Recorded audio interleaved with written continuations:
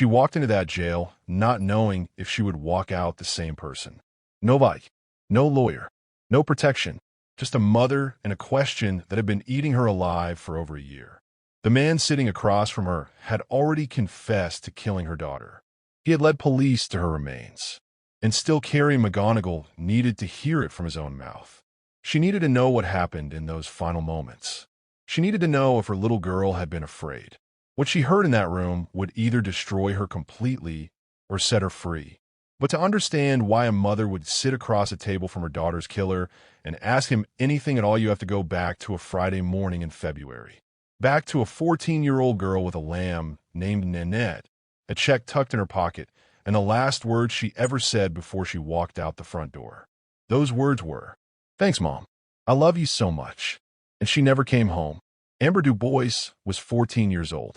She lived in Escondido, California, with her mother Carrie and her younger sister Allison. She was quiet, thoughtful, and serious about school, the kind of student teachers remembered long after graduation. She had a deep love for animals that went back as far as anyone could remember. As a young child, she had written in her diary about wanting to work at SeaWorld someday. She wanted to be a marine biologist. She had her whole life mapped out in her head, and she was already ahead of schedule. Amber was on track to start college early. In 8th grade, the agriculture teacher came to the junior high school and offered students the chance to raise a lamb and show it at the county fair. Amber came home that afternoon as if someone had handed her the world. She told her mother she was going to raise a lamb. She had already started researching the process. Her internet history was full of it. Books about animal care appeared on her nightstand almost overnight. She had already named the lamb. Nanette, that detail matters. You do not name an animal you are not sure about. You do not stay up reading care guides for something you might walk away from. Amber was committed. She was the kind of kid who went all in on school, on goals, on the people she loved. Anyone who knew her could tell you that within 5 minutes of meeting her. Friday, February the 13th, 2009, was the final day to submit the deposit. Amber had been counting down to this morning for months. When her mother Carrie left for work that day, Amber was practically vibrating with excitement. She said, "Thanks, Mom. I love you so much. Thank you for the lamb." Carrie smiled, walked out the door, and drove to work. She had no reason to look back. She had no reason to think that was the last conversation they would ever have. For a clock came and went. Carrie was still at her desk, waiting for the call that Amber had made at home. That call never came. Instead, her phone rang with a number she recognized. It was Dave, her longtime boyfriend, the man who had helped raise Amber for years. Amber hadn't come home from school. Dave drove to the school, then to the agriculture class teacher. The teacher told him plainly Amber had never shown up. Not that morning. Not at all. She had vanished somewhere between the front door of their house and the school she had walked to dozens of times without incident. By 5:45 that evening, Carrie had already called the Escondido Police Department. She left work in a rush and started dialing every number at her phone. Within the hour, 15 people had gathered outside her home and were going door to door through the neighborhood. They had only known she was missing for 30 minutes. But Amber had likely been gone for close to 9 hours. By the next morning, the entire community was outside searching. Volunteers, neighbors, people who had never even met Amber. The kind of outpouring that only happens when people sense something is very, very wrong. The first 24 hours of a missing child case are the most critical. Every hour that passes, the chances of finding that child alive drop. Carrie knew this. What she didn't expect was to spend most of those hours fighting with police. Investigators were convinced Amber had run away. They spent valuable time checking party spots, calling friends, asking questions about whether she had been seeing any boys. They treated it like a teenage rebellion, not a crime. Carrie pushed back hard. Amber had never missed a single day of school. Not one. She was planning to start college ahead of schedule. And on the day she disappeared, she had been waiting to hand over a deposit for a lamb she had named months in advance. She did not run away. Something had happened to her. Eventually, police went through Amber's bedroom. They read her journal. They looked at her computer history. What they found confirmed everything her mother had been telling them. Amber's online searches were about animals. Her journal entries were about her goals and her studies. There was no secret life, no reason to leave. The theory changed. Someone had taken her. Escondido had roughly 100 registered sex offenders living within the city at that time. The investigation was about to widen. But first, police needed to sit down with the people closest to Amber, starting with Dave. Carrie, Amber's biological father, and Dave were all brought in for formal interviews. Carrie walked in believing she already knew what Dave's day had looked like. He had gone to work, come home, found Amber missing, and called the school. That was the assumption. That was what everyone thought had happened. Then Dave started talking, and the room went quiet. He had not gone to work that day. He had taken the day off without telling anyone, unusual for a business owner with employees depending on him. When the school secretary called to report Amber's absence, a girl with a perfect attendance record, Dave hadn't answered the phone. Around lunchtime, he had driven to Carrie's workplace. He brought her chocolate and roses. On Valentine's Day, it was something the couple had never done before, not once in their relationship. Then, rather than stay home and wait for Amber, he had gone alone to the cinema to watch a film. For a man Carrie described as someone who never broke from his routine, nothing about that day made any sense. Police had to let him go. There was nothing concrete to hold against him. No evidence. No witness. Nothing they could take to a judge. On the drive home, Carrie remembered something she had pushed to the back of her mind. Dave and Amber hadn't been speaking for the entire month before she disappeared. There had been friction between them for a long time. He had once removed the door from Amber's bedroom because he felt she spent too much time alone in there reading. Less than 12 hours before Amber vanished, Dave had taken her to a bookstore as a peace offering. Back at the house that evening, Carrie went upstairs to their bedroom. That's when she saw it. A necklace hanging from the bedpost. She was certain, absolutely certain, she had seen Amber wearing it the morning she left. She went straight to the police station. She begged them to come and search the house without a warrant. They told her they couldn't move without probable cause. And probable cause required evidence they didn't have. Carrie packed a bag that night. She took Allison and walked out. She could not sleep under the same roof as the man she suspected. From that point forward, she would search for Amber on her own terms. Weeks passed, then months. 6 months into the search, investigators had no confirmed leads and no physical evidence pointing to anyone. Dave remained under suspicion, but had not been charged. Carrie was running Amber's missing person website from a friend's spare room, going out to search during the day and coming back to nothing every evening. Then came a message through the website. A woman in Maine had a dog named Quincy, a Labrador trained specifically for long-distance scent tracking. She was offering to fly out to California and attempt to follow Amber's scent trail from the house to wherever it led. Carrie gathered Amber's hairbrush and a handful of personal items into a plastic bag. Quincy got the scent. Then the dog started moving north into the desert toward the Native American community of Paula, more than 20 miles outside Escondido. Here is the thing about scent trails. They typically disappear within 12 days. It had been 6 months since Amber went missing. 2 explanations. Either the dog had detected something extraordinary or Amber had been in that area far more recently than anyone had assumed. For one fragile moment, Carrie allowed herself to hope her daughter might still be alive. Nothing came of it. The search in that area turned up nothing they could confirm. Another 6 months crawled by. A full year had now passed with no trace of Amber Dubois. Think about what that year looked like for Carrie. She had left her own home. She was sleeping in a friend's spare room. She was running a missing person website while also going out physically every day to look for her daughter.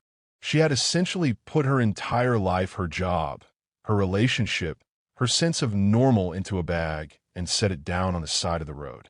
None of it mattered until Amber came home. And Amber was not coming home. On February the 13th, 2010, exactly 1 year after the morning Amber said goodbye, Carrie organized a fundraising run at the high school to keep the search going. That same afternoon, police pulled her aside and told her plainly they were no further along than they had been the year before. 2 weeks after the anniversary, Carrie's roommate ran into her bedroom with news. Another girl had gone missing, 17 years old. Her name was Chelsea King. On February the 25th, 2010, 1 year and 12 days after Amber vanished, Chelsea King put on her running shoes, drove to Rancho Bernardo Community Park in San Diego, and went for an afternoon run. She left her car in the lot. She left her belongings inside it. She did not come back. Chelsea was 17. She was on the cross-country team in her high school and was training for a half marathon she planned to complete before heading off to university. Running was how she cleared her head. It was her space, and someone had taken it from her. Carrie had never met the King family. She had never heard Chelsea's name before that night, but she knew in the way only someone who has lived it can know exactly what Chelsea's parents were feeling in that moment. She got in her car and drove to the park. Chelsea's father, Brent King, spotted her in the crowd. He walked straight over to her and pulled her into a hug. He told her he loved her. He thanked her for being there. Two strangers connected by the worst thing that can happen to a parent. Carrie brought the volunteers she had built up over a year of searching for Amber. Within 2 days of joining the Kings at the park, the expanded search team made a discovery near one of the running trails. Chelsea's socks and underwear left on the ground. Kelly King was shown photographs of the items. She became extremely distressed. Even so, she held on to the belief that Chelsea could still be found alive. 3,000 people showed up at that park over the following 5 days. 5 days in a row, in the rain, searching every corner of the area. It was one of the largest community search efforts San Diego had seen. But Chelsea was not found. Then the DNA results came back from the items near the trail. 2 profiles. The first was Chelsea's. The second belonged to a man named John Albert Gardner. The third, a registered sex offender with a prior conviction for the assault of a 13-year-old girl. A psychiatric evaluation had explicitly warned that he was likely to reoffend. He had violated his parole terms at least 7 times, and he had been living 8 miles from the King family home. A fugitive task force moved fast. At approximately 4:20 in the afternoon, John Albert Gardner III was taken into custody. He was 30 years old. Detectives brought him into the interrogation room. They placed a photograph of Chelsea King on the table in front of him and asked their questions. Gardner was calm, almost bored. He said he had never seen the girl in the photograph. He had nothing to do with her disappearance. Investigators decided to take a break. They left the photograph on the table and walked out. On the monitor in the observation room, they watched Gardner sit alone with the image of Chelsea King. After a few moments, he picked it up. He held it in front of his face, and then he started talking to himself. He said, "You did this to me. You ruined my life." That was the moment they knew. He was their man. But then Gardner said something else, something that changed the entire direction of the case. He mentioned Amber Dubois by name. He said investigators were probably going to try to pin that case on him too. No one had brought up Amber. No one had suggested any connection between the 2 cases.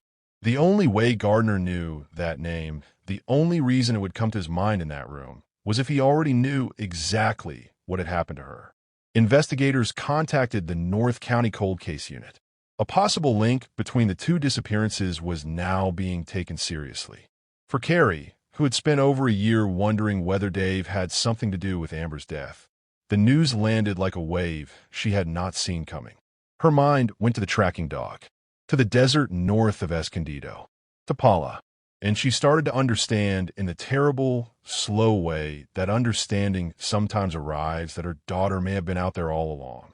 On the 5th day of the search for Chelsea, investigators were preparing to meet with the district attorney to discuss what charges could be brought with the evidence they had. Everyone in the room had their pager on. They all went off at the same moment. FBI agents had found a body on the shore of Lake Hodges. Chelsea King had been found. She was gone. She was 17 years old. The King family was devastated in a way that cannot be put into words. Chelsea's brother Tyler later said that sitting in that courtroom, looking at Gardner, was the moment everything he believed about people was torn apart. He had thought everyone deserved a second chance. He no longer believed that. The family wanted the death penalty. So did the district attorney. There was full agreement until Amber's name came up again. If Gardner was executed, the location of Amber Dubois might go with him to his grave. Carrie had already spent over a year not knowing where her daughter was. And now, Gardner was the only living person who had that answer.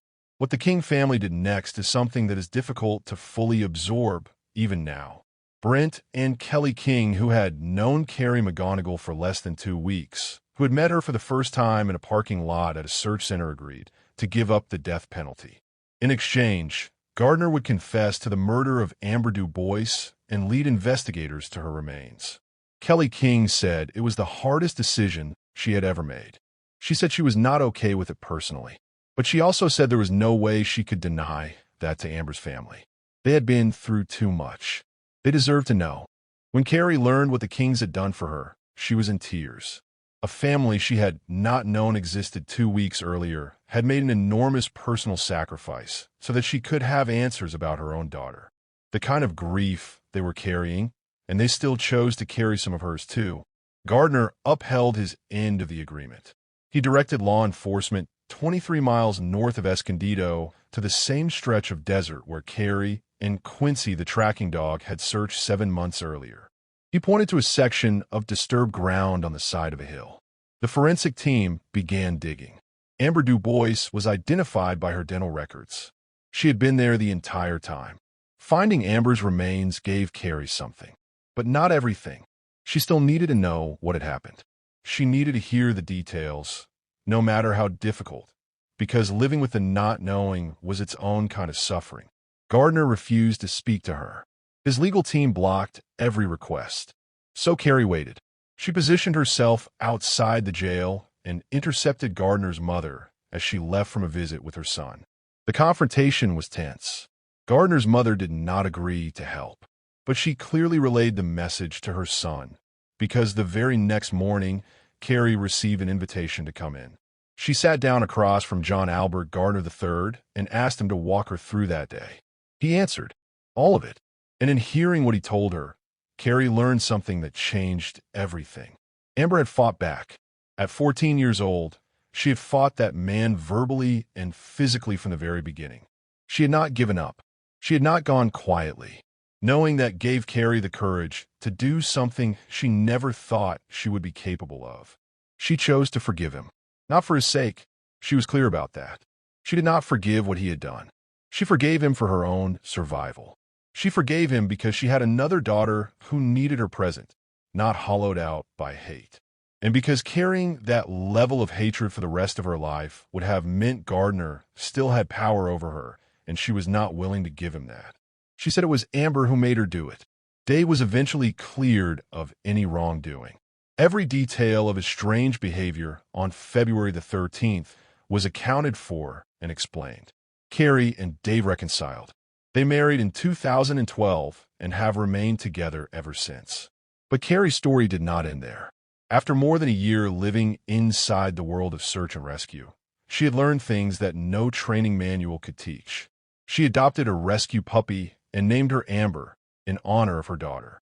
Over the following years, she trained that dog rigorously, and Amber became a certified search and rescue animal. Carrie founded Team Amber Rescue. The team has since located numerous missing teenagers across California. In 2011, they found the remains of nursing student Michelle Lee, a case law enforcement had been unable to close after months of searching. A mother who had once needed the entire community to look for her own child was now the one going out to find other people's children. It would be easy to frame that as a feel-good ending, a silver lining, something to wrap the story up neatly. But that is not how Carrie has ever talked about it. She is not out there because it healed her. She is out there because she knows what it feels like to sit by the phone in someone else's spare room and wait for news that never comes. She knows what the silence in those hours does to a person, and she refuses to let another parent sit in that silence alone if she can do anything about it. She has said the same thing every time someone asks her why she does it. She does it so other parents know they're not alone. Because it is a terrible group to belong to, and nobody should have to navigate it without someone beside them who truly understands. The Kings have been equally relentless. On the day of Gardner's conviction, Brent and Kelly King stood alongside California Assemblyman Nathan Fletcher and announced a campaign to reform the state's laws around sex offenders. Gardner himself had been flagged by his own psychiatric evaluation as a man who would reoffend. He had violated parole at least 7 times. He had a prior conviction. and he had still walked free. What became known as Chelsea's Law passed in 2010. Under its provisions, a first-degree sexual offense against a child, regardless of whether it is a first offense or a fifth, carries a mandatory sentence of 25 years to life. In the years since it passed, roughly 50 offenders have been charged under Chelsea's Law every single year. Today, the Kings, now joined by their son Tyler, continue to run Chelsea's Life Foundation, a nonprofit that has raised millions of dollars in scholarships and continues to push for nationwide adoption of the law's principles. Their goal is not to name more laws after more dead children. Their goal is to ensure there are no more children to name laws after. Two families who never should have had to meet. Two girls who never should have been taken.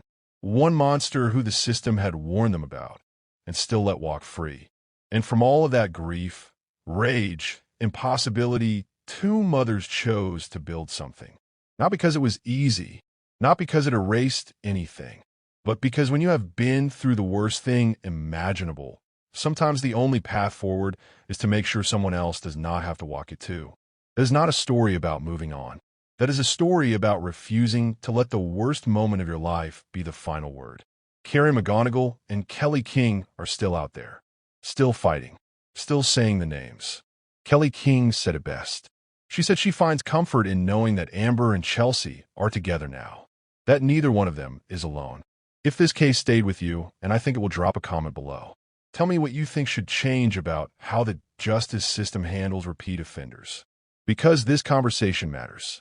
If you're new to Midnight Case Files, hit that subscribe button. New cases go up every week. And if you know someone who needs to hear this story, share it. That is how these cases stay alive. That is how we keep the pressure on. Every view, every share, every comment tells the algorithm that true stories like this one deserve to be heard. I will see you at midnight.